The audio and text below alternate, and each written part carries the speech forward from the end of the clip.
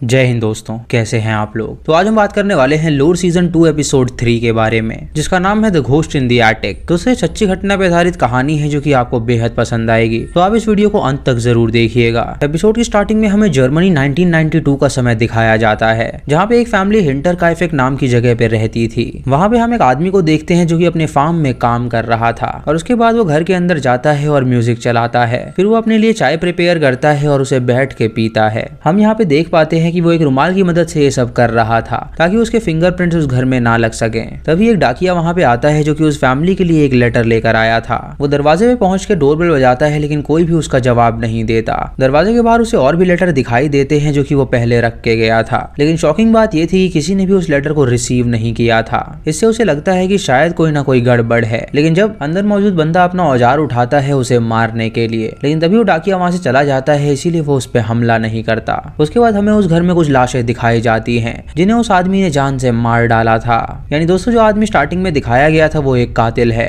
और उसने पूरी फैमिली को जान से मार डाला था। इस कत्ल की खबर जब पुलिस को पहुंचती है तो इंस्पेक्टर जॉर्ज को वहां पे भेजा जाता है ताकि वो उस केस की अच्छे से तहकीकात कर सके। वो वहां पे आगे देखता है कि गांव वालों ने क्राइम सीन को घेर रखा है, तो वो ऑफिसर एनसर को डांटता है और उससे कहता है कि आखिर यहाँ पे चल क्या रहा है। एनसर उससे कहता है कि उसके गाँव के लोग ऐसे ही हैं। उसने उन्हें रोकने की कोशिश करी लेकिन वो लोग नहीं मान रहे। ये सुन के इंस्पेक्टर उससे कहता है कि अगर उन्होंने कुछ भी छेड़छाड़ करी तो वो सबको गिरफ्तार कर लेगा। ऑफिसर इंस्पेक्टर जॉर्ज को बताता है कि मर्डर वेपन जो था वो मैडक था, जो कि एक इक्विपमेंट है और वो फार्मिंग में इस्तेमाल किया जाता है। उस कातिल ने उसी सबको मार डाला है। औफिसर पूछता है कि आखिर वो औजार कहाँ पे है, तो वो उससे कहता है कि वो कातिल उसे अपने साथ ले गया है, क्योंकि क्राइम सीन पे उन्हें कहीं पे भी वो औजार नहीं मिला। इस घर की पहले जो हाउस कीपर थी उन्होंने उससे पूछताछ करी थी और उसने बताया था कि इस घर में वो औजार मौजूद था। इंस्पेक्टर जॉर्ज उससे कहता है कि उनको किसी भी हाल में उस कातिल को पकड़ना होगा। ऑफिसर उसको बताता है कि उसे लगता है कि शायद किसी भूत ने किया है, क्योंकि इस गांव में बहुत ज्यादा भूत रहते हैं जो कि मर्डर्स करते रहते हैं।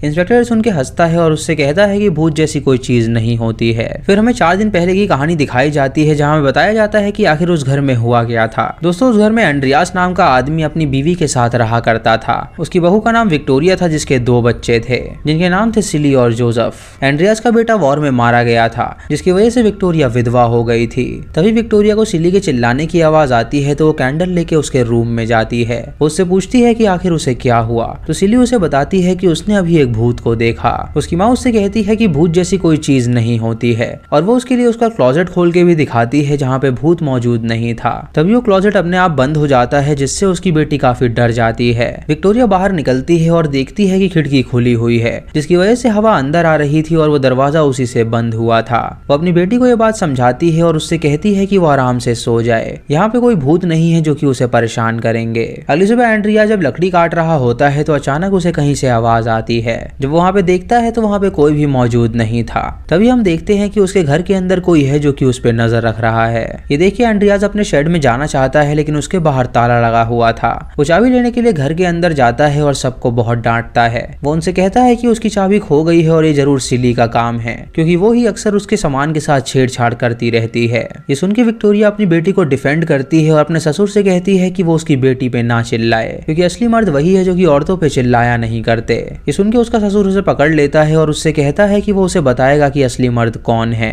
तभी एंड्रियास की बीवी उसे वो चाबी लाके दे देती है और उसे वहां से भगा देती है। दोस्तों, हम यहाँ देख पाते हैं कि एंड्रियास से सभी लोग डरा करते थे और एंड्रियास बहुत ही अग्रेसिव था, जो कि मारा पीटा भी करता था। तभी उनके दरवाजे पे कजीला नाम की एक हाउस कीपिंग लेडी आती है, जिसे विक्टोरिया ने बुलाया था अपने काम में हाथ बटाने के लिए। वो अपनी सास से कहती है कि 6 महीने से वही घर का काम करे जा रही है, जिसकी वजह से वो थक गई है, इसीलिए उसे एक हेल्पिंग हैंड चाहिए था और उसने कजीला को बुलाया है ताकि वो उसका हाथ बटा सके। उसकी सास उसे वहाँ पे रहने के लिए अलाउ कर देती है और विक्टोरिया कजीला को अंदर बुलाती है और उसे सारे काम समझा देती है। वो उसे अस्तबल में लेके जाती है और उससे कहती है कि यहाँ पे बहुत सारे वुल्व्स रहते हैं जो कि उनके जानवरों पे हमला करते रहते हैं, तो उन्हें रात को जानवरों को खुला नहीं छोड़ना है। जो भी जानवर उसे खुले हुए दिखाई दे वो उसे अंदर ला के रख दे।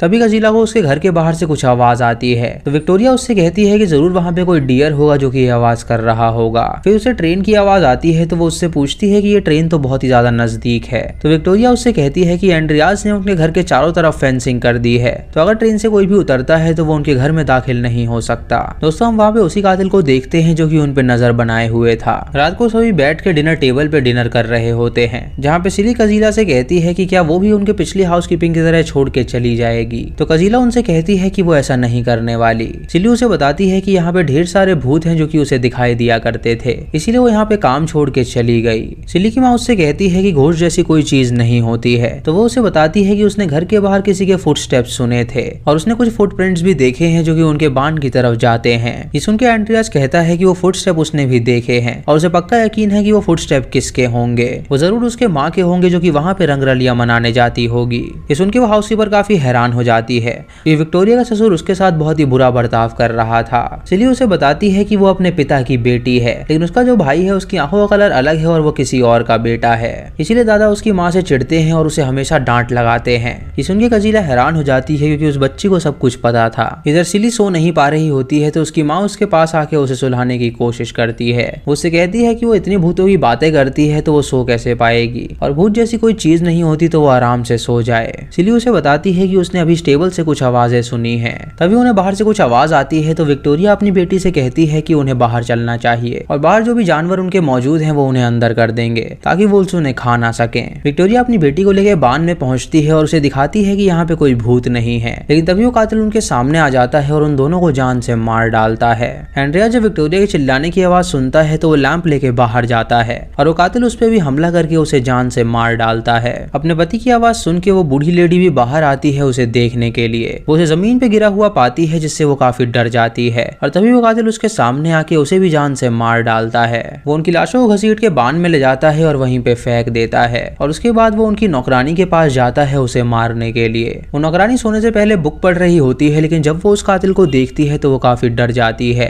उसके बाद वो कातिल उस छोटे लड़के के पास जाता है और उसे देखने लगता है और उसे भी उस औजार से बुरी तरह पीट के मार डालता है। फिर कहानी प्रेजेंट में आती है जहाँ पे जॉर्ज उस केस को सुलझाने की कोशिश कर रहा था। जब वो क्राइम सीन पे पहुंचता है तो वहाँ पे वो लोरेंस नाम के आदमी को देखता है जो कि विक्टोरिया की लाश के पास कुछ ढूंढने की कोशिश कर रहा था। जॉर्ज उसे उठा के हटाता है और उससे पूछता है कि आखिर वो क्राइम सीन को छेड़छाड़ क्यों कर रहा है, तो वो उसे बताता है कि वो अपने बेटे को ढूंढ रहा है। इसे जॉर्ज समझ जाता है कि जरूर विक्टोरिया का चक्कर लोरेंस से चल रहा था और विक्टोरिया का जो छोटा बेटा था वो लोरेंस का ही था, इसीलिए वो अपने बेटे को वहाँ पे ढूंढ रहा था। उसके बाद वो घर के अंदर जाता है और छानबीन करता है, जहाँ वो ऑफिसर से विक्टोरिया के पति के बारे में पूछता है। ऑफिसर बताता है कि उसका पति वॉर के दौरान मारा गया था, लेकिन मरने के बाद उसकी ना कोई बॉडी मिली और ना ही कोई नामो निशान मिला। जॉर्ज उससे कहता है कि शायद उसका पति ही कातिल हो सकता है, क्या पता वो बहुत दिनों बाद अपनी फैमिली को देखने के लिए वापस आया हो और उसने देखा हो कि विक्टोरिया का एक और लड़का है जो कि उसका नहीं था बल्कि उसके पड़ोसी का था। इससे उसे बहुत ज्यादा गुस्सा आया और उसने पूरी फैमिली को मार डाला। जॉर्ज उसे ये भी बताता है कि कातिल कोई और भी हो सकता है। एक अमेरिकन आदमी था जो कि ट्रेन से ट्रैवल किया करता था और वो ट्रेन से बीच में उतर के लोगों के घर जाता था और उन्हें जान से मार दिया करता था। पिछले ही हफ्ते वो जेल से फरार हुआ है और ये उसका काम भी हो सकता है। उसके दिमाग में उस घर की पुरानी हाउसकीपर भी एज अ कातिल नजर आती है क्योंकि जब वो वापस आई होगी तो उसने देखा होगा कि उन्होंने दूसरी हाउसकीपर रख ली है, जिसकी वजह से उसे काफी गुस्सा आया होगा और उसने उन्हें मार दिया होगा। जॉर्ज को इन तीनों पे शक होता है कि इन तीनों में से कोई भी कातिल हो सकता है। अगले दिन जब वो क्राइम सीन पे होता है तो वहाँ पे लॉरेंस आता है और उससे कहता है कि उसे अपने बेटे से मिलना है। ये सुनकर जॉर्ज उसे अंदर अलाउ कर देता है और उसे उसका बेटा दिखाता है, जिसे देख के लॉरेंस रोने लगता है क्योंकि उसका बेटा मर चुका था। जॉर्ज उससे पूछता है कि वो पिछली बार विक्टोरिया से मिलने कब आया था, तो वो उसे बताता है कि वो पिछले हफ्ते ही उससे मिला था। ये सुनकर जॉर्ज को उस पर भी शक होने लगता है क्योंकि दरअसल जैसा दिखता है वैसा होता नहीं है और उसकी नजर में कोई भी कातिल हो सकता है। वो अपने ऑफिस में ऑफिसर को बताता है कि लॉरेंस भी वो कातिल हो सकता है क्योंकि उसे ये बात पता थी कि विक्टोरिया का ससुर भी उसके साथ गलत किया करता था, इसीलिए उसने उसकी फैमिली को ही जान से मार डाला। ऑफिसर उससे पूछता है कि उसने अपने बेटे को क्यों मारा, तो जॉर्ज बताता है कि उसने अपने आप को जान से बचाने के लिए अपने बेटे को भी मारा क्योंकि अगर वो उसे नहीं मारता तो पुलिस का सीधा शक उसी पे जाता। मारते समय वो अपने बेटे को ध्यान से देख नहीं पाया था, इसीलिए वो दोबारा आया उसकी लाश को देखने के लिए और उनके सामने उसने एक्टिंग करी कि वो बहुत ही ज्यादा इमोशनल है। दोस्तों, पुलिस की नजर में वो 4 लोग कातिल हो सकते थे, लेकिन वहाँ पे कातिल का कोई भी सबूत मौजूद नहीं था जिससे साबित हो सके कि कातिल कौन है। दोस्तों, ये केस सालों साल चलता रहा लेकिन कातिल पकड़ा नहीं गया क्योंकि सबूत न होने के कारण पुलिस बिल्कुल भी ये पता नहीं लगा पा रही थी कि किसने वो मर्डर्स किए हैं। अंत में हार मानकर जॉर्ज को भी ये केस छोड़ना पड़ा क्योंकि उसने बहुत कोशिश करी थी इस केस को सॉल्व करने की, लेकिन ये केस सिर्फ एक अनसॉल्व मिस्ट्री बन के रह गया। 2007 में एक स्टूडेंट ने इस केस को सॉल्व कर दिया था, लेकिन उसने उस कातिल का नाम सीक्रेट रखा और उसके बारे में सिर्फ फैमिली के रिलेटिव्स को बताया। अब वो इस मामले में सही था या गलत ये किसी को नहीं पता।